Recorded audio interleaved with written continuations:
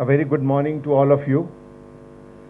First of all, I take this opportunity to express my gratitude that at such a short notice, our Chief Justice, Sir, had agreed to come over for this function and encourage the entire city police of 14,000 police officers. I also express my gratitude to Sri Somesh Kumar Sir, our beloved Chief Secretary, for sparing his valuable time and coming and encouraging all of us. All my colleague officers, all distinguished guests, members of media, we were not present when the First World War took place. We were not present when the Second World War took place. But all of us are witnessing what is called the Third World War, in which perhaps never in the past, in the history of mankind, such large number of people were affected by a fear called COVID-19. The war continues. So far, 195 countries are affected, which is much more a figure than any pandemic, any war in the past. The latest being the youngest country in the world, which has become the member of United Nations just 1 month before the COVID started. That was South Sudan. This war is very unique. No bullets were fired. No ammunitions were exhausted. There was no law and order situation anywhere. But still the entire population initially was asked to remain indoors. It was called Janta Curfew. And subsequently, in a phased manner, the government issued relaxations so that life could continue. We have entered now the 50th week of this pandemic spread. And now the United Kingdom has started the vaccination drive last Tuesday. A UK grandmother has become the first person in the world to be given the Pfizer 19 jab as part of the mass vaccination program.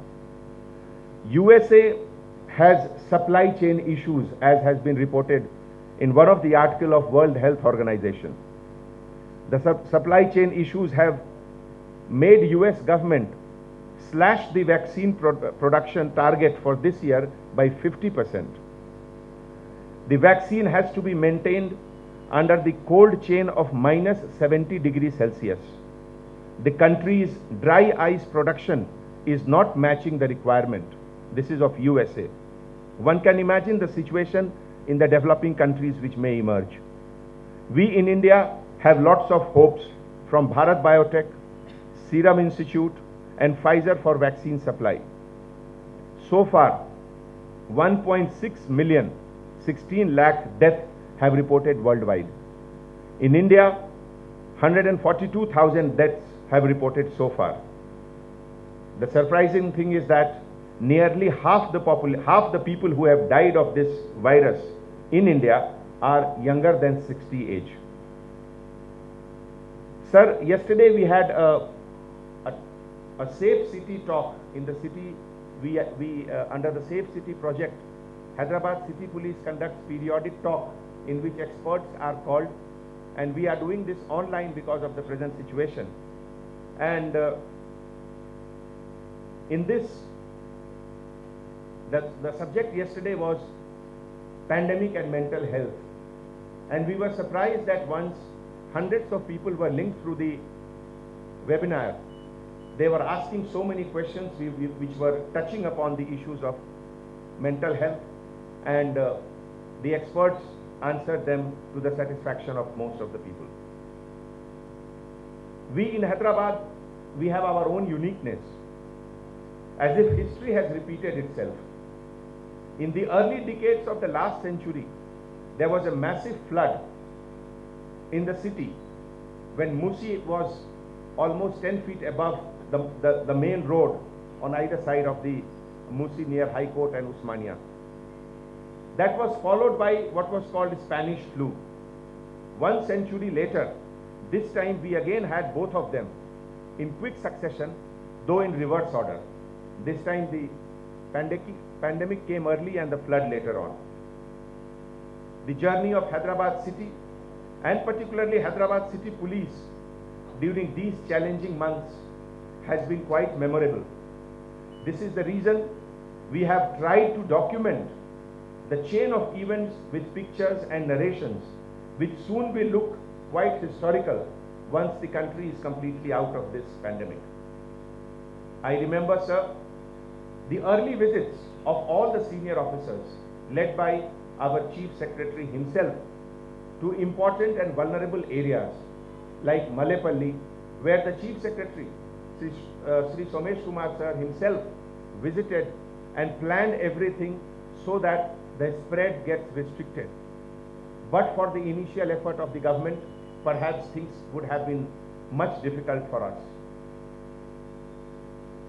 The GHMC Commissioner, the Hyderabad Collector, the entire team of DMHO, 24 hours were the frontline warriors, and most of them were also got infected in the process. So was the state as far as police department is concerned. The task was uphill, but Hyderabad City Police, from the first day itself, they were ready to go. Whether it is the issue of identification of each and every train passengers coming from all the big cities, the profiling of passengers, identification, where they are staying, who all have got symptoms. We were not having any experience or expertise of this kind of work in the past. None of the police academies, none of the training centers trained our constable officers about contact tracing, about the primary, secondary, tertiary contacts. I remember in the earlier few weeks when one of the officers reported that what was called super spreader, 3 women within a span of 5 days infected 150 people. So that was the situation which created so much of fear in the early weeks. We remember that time has come to tighten our belt and tighten it for a longer period.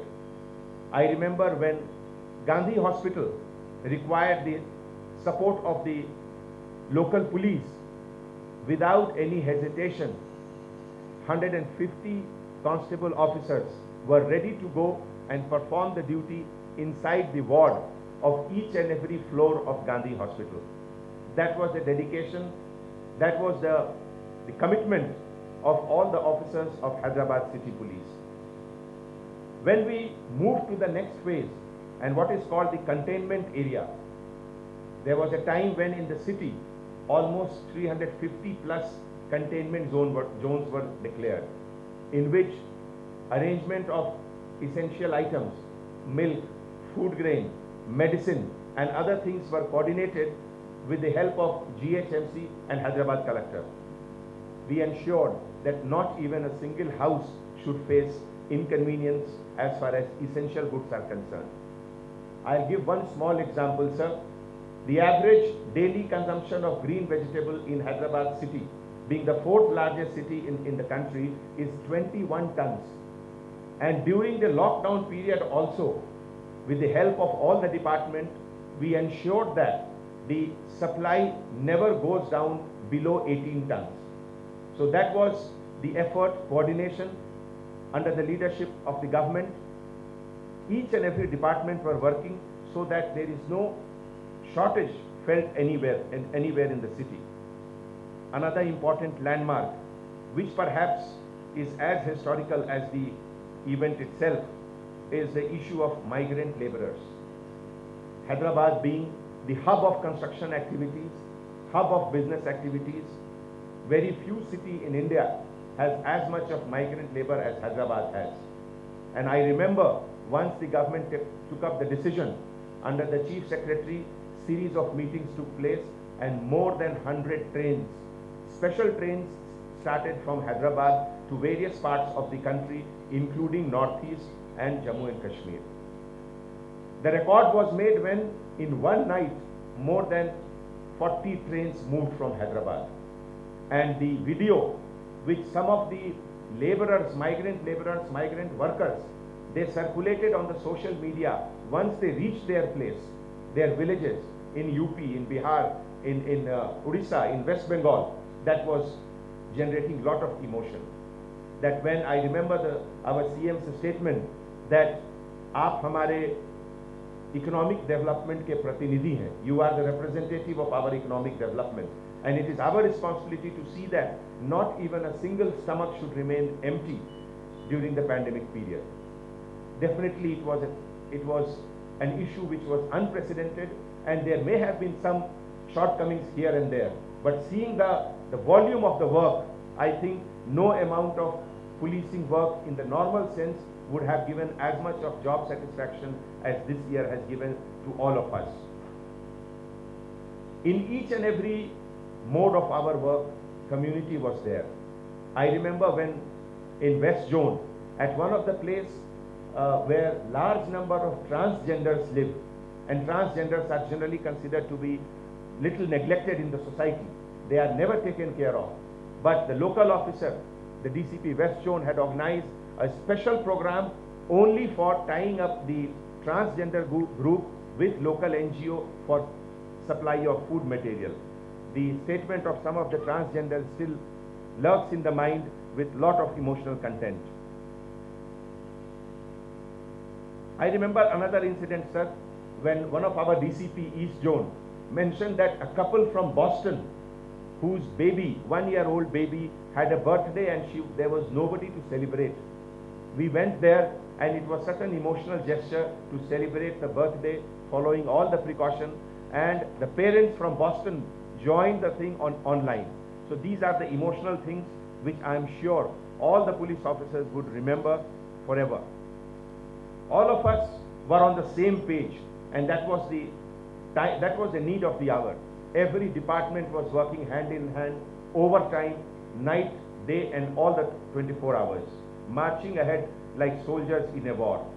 Fear of a danger lurking united us, united the entire city, and united the effort of each and every department collectively. This was a threat to mankind, and hence the entire mankind was united. I am reminded of a quote of a poetry from a famous poet, Ramdhari Singh Dinkar, who says, "Jo laksha grih mein jalte hain, wahi surma nikalte hain." The ones who are pushed to wax houses to get burned like the Pandavas in Mahabharata, only they become the ultimate warriors. And these are the ultimate warriors as far as Hyderabad City Police is concerned. I take this opportunity to convey our gratitude to all our guests, and thanks to all the officers for coming here and making this event of releasing the book a historical, because in the times to come, another 5 years, 10 years, when the next generation will look back at this year 2020, there will be a lot of nostalgia also. Thank you so much. Jai Hind.